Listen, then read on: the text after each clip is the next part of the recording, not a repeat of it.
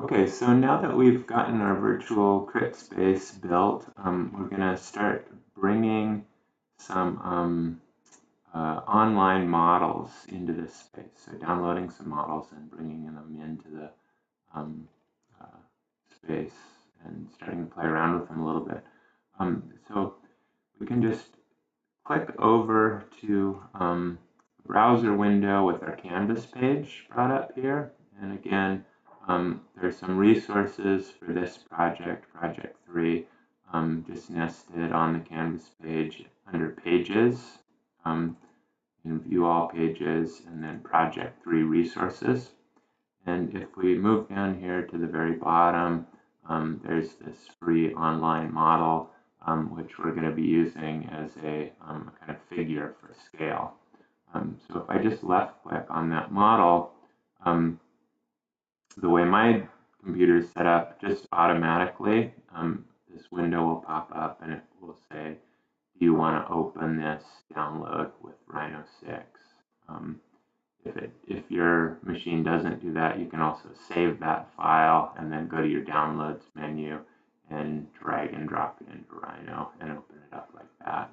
But so I'm just going to go ahead and open this model in Rhino 6.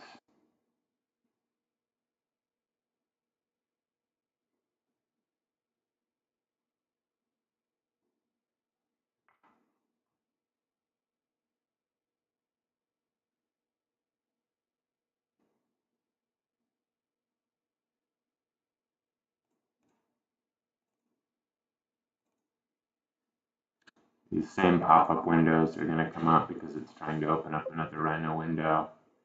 And then it's saying that this is a read-only file. That's fine. And close my RhinoCam windows again. And then you can see I have this model, this 3D scan of a figure now in this Rhino workspace. So what we're going to do is we're just going to cut and paste, or copy and paste the figure into our virtual crit space now. So I'm just going to click once, select the figure. It should all be highlighted yellow like that, and then just Control C to copy that object. And then now I'm going to click over to the Rhino window where I've built my virtual crit space, and Control V, and I'll just paste the figure into that corner of the model. And here you can start to see how this layer organization becomes really useful. So now when I'm trying to select and deselect, we'll take some measurements and scale up this figure. I'm not accidentally selecting the walls of the workspace, the walls of the grid space. It's a little easier to see maybe if I switch back to the wireframe viewport. So I'm just going to right click there and click it back to the wireframe viewport. So the next thing we need to do is we need to scale this figure. I'm going to just take a measurement and measure the current height of the figure. So the first thing I'm going to do in order to do that, though, is I'm going to make sure my OSNAP tab is selected. And you can just see when I click the OSNAP tab, when I toggle that, it'll highlight it or unhighlight it.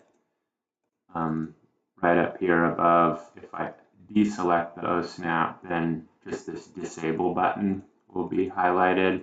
And I can also turn on the OSNAP options by clicking that button. So I can click either in either of those spots to toggle the OSNAP on and off. And then I just want to make sure the OSNAP is on. So highlighted here, the disable button is not checked. And then I want to make sure the vertex checkbox is checked. There's a check there. Okay. And then I'm going to take a measurement by just going to the dimension menu up at the top of the screen, left clicking, linear dimension, and then for the first dimension point, I can just go all the way down here to the bottom of the shoe. If the O-snap is on and properly checked, when I get close to one of those vertices in this mesh object, this little vertex window should pop up. If you say vertex there, you can see my cursor has jumped over to a corner of one of those little triangles in the object. I'm just going to left click there, zoom out, move up to a vertex somewhere close to the top of the head, and then just drag this out to the side. And I can see that the model is right now, it's about 6.6 inches tall. So I just want to scale this whole model up to kind of human scale. So I'm now going to select both the figure and also the dimension, associated dimension. And I can do that again by just dragging a selection box over the figure and the dimension, or selecting the dimension and then holding down the shift button and selecting the figure. Okay. And now I want to scale these up. So I want to scale them to, I think we said in class, about 5 feet, 8 inches roughly. So we'll call that 68 inches. Right now they're 6.65 inches. So 68 divided by 6.65 is 10.2. So that's our scaling factor. We're going to scale this up 10.2 times. So in order to do that, again, making sure both the dimension and the figure is selected, I'm going to go up to the transform button, scale 3D. Okay. Now I need to, again, looking in the command line, it's prompting me for the first piece of information it needs, and it says it needs a base point. So I'm just going to select, can be really anywhere, but I'm going to start, it'll be easiest if I select somewhere right down by that first dimension point, right near the bottom of the shoe. I could also use the origin point in the drawing. That's another way to approach it. So I could just type in 0, 0, 0, enter. Another way to do it. So that just gives me the point around which all of the scaling is going to occur. And then now I can just, once I press 0, 0, 0, enter, now I can just enter in 10.2. You can see the command line is prompting me for the scale factor here. So 10.2 and then enter. And now this figure is scaled up to approximately 68 inches. Okay. So I'm going to go back to the shaded viewport now. And now making sure that my gumball is turned on. Same part of the screen as the O-snap. I'm going to turn on the gumball. And now I can just use these arrow buttons to drag, slide this figure around in the workspace. Okay. And I can just go ahead and get rid of this dimension now. I'll click once on it and delete it. Okay. So now we have a figure as a kind of scale reference inside of our virtual crit space. Okay.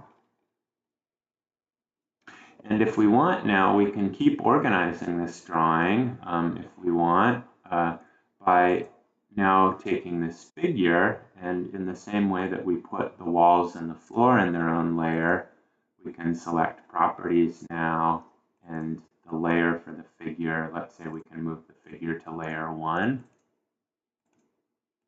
And if we go over to layers now, if we don't want to accidentally select our figure reference, we can go ahead and lock layer 1. And then one more thing now regarding layers, we can also change the names of these layers if we want to keep track of these different parts of our drawing. It's just kind of continuing to organize the drawing as a whole. So for layer 1, I can just left click on that layer 1 label, and I can type in maybe whatever I want to type in, figure, scale, calling this model May. So May underscore scale. It's kind of up to you, whatever you want to put in there. And then for layer 3, I'll call that walls and floor there. So just kind of keeping track of the different parts of my drawing and organizing them into layers so I don't accidentally click and select different parts. Click back over to the property inspector now. Okay, now we can bring in some other models, objects into the workspace. So we can do that by, I'll come back over to the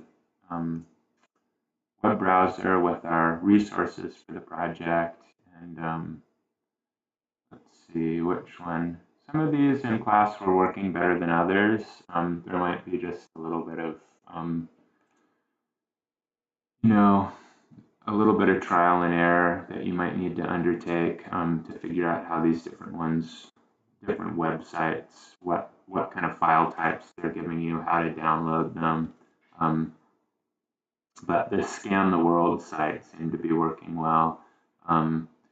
Let's choose, so I went to the Scan the World site, and this Michelangelo Pietà is a really amazing sculpture. I want to see what the scan of that looks like for sure. So I'm going to click once here, brings that up. This looks amazing. Incredible resolution. So let's go ahead and download this guy. And then our options here for Firefox, it just says, let's save that file. Okay. There's a little icon here. We can give them some money. It would be nice to do. They're really nice scans. I think this is going to be a really big file. There's a lot of resolution in this.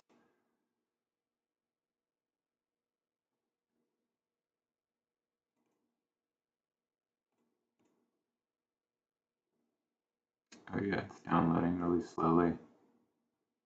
56 megabytes. Pretty big, not that giant.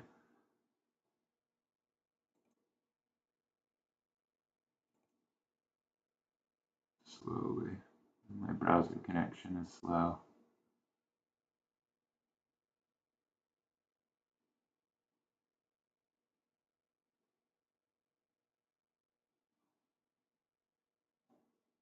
No, it's getting a little faster.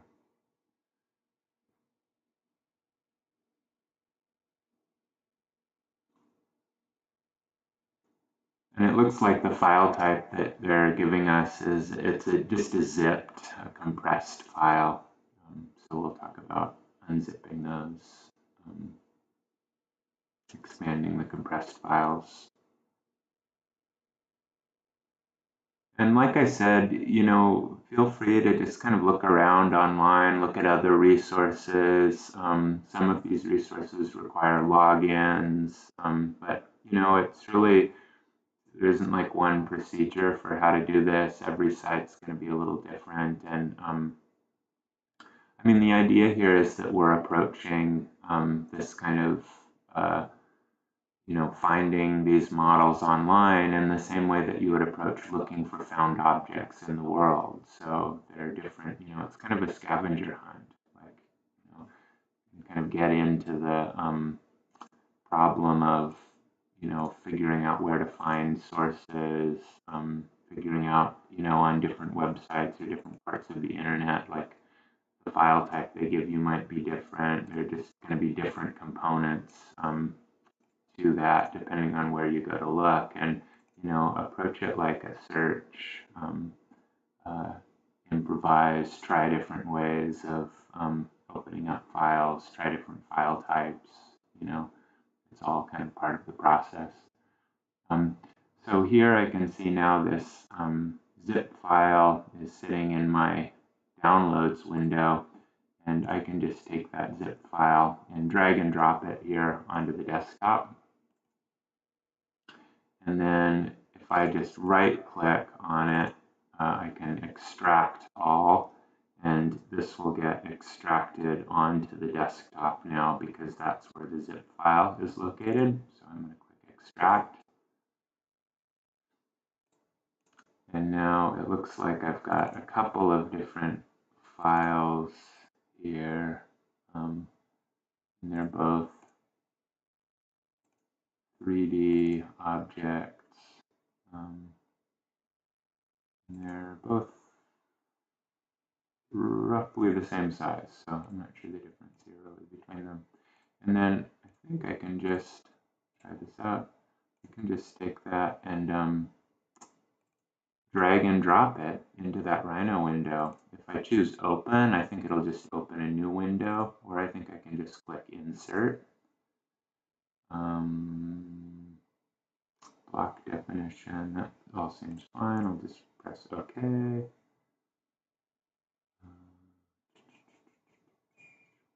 Origin point. Oh, I can change the scale. That's interesting right here. So I'll just press 0, OK.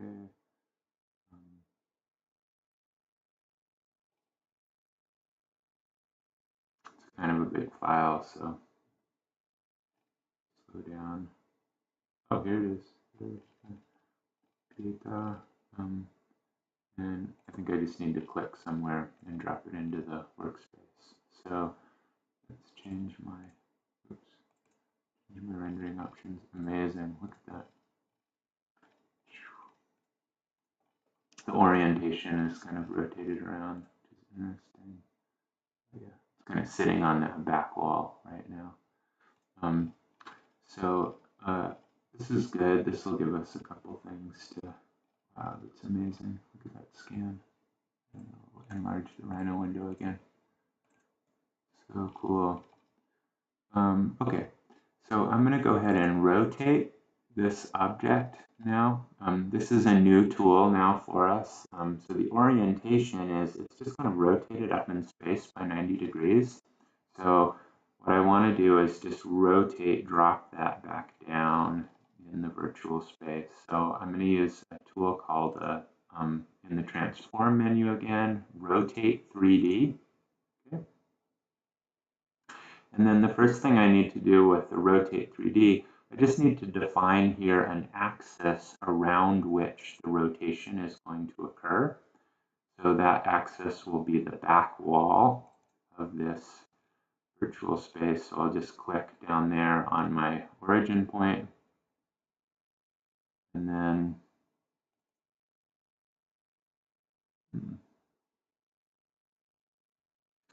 that file is so big, it's really slowing down my Rhino window. And then I'll click again on this front corner. And notice the O snap is snapping to these corners, and that is just because I have end selected also in the O snap. So I'm just clicking on, again, that origin point and then this edge of that back wall. And now I'm just going to rotate by 90 degrees. So now you can see the rotation axis has been defined. But now I need to give Rhino a first angle, a reference point, and then a second angle, a reference point. So I'll start by clicking on this on the floor, and then letting the O snap up to the back wall. I can also, by holding down the shift key, that will constrain the rotation to 90-degree angles. So move up to the back wall, and then now I've rotated the sculpture. And I'm going to use the gumball again just to kind of bring the object forward a little bit. Okay, and then now I'm going to scale that object up a little bit. And again, we'll just do that by using the transform scale 3D.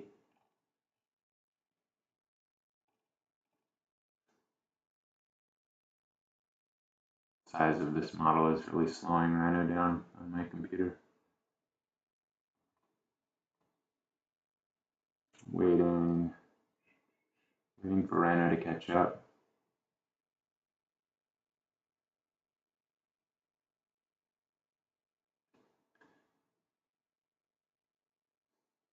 If you find this when Rhino really starts kind of lagging behind a little bit, it's probably a good moment, good idea to save your file also, because it could crash soon.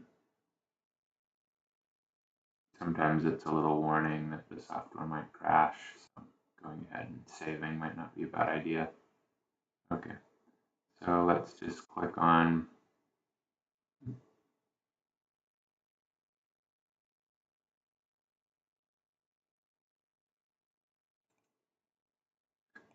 maybe if I close out of this browser window.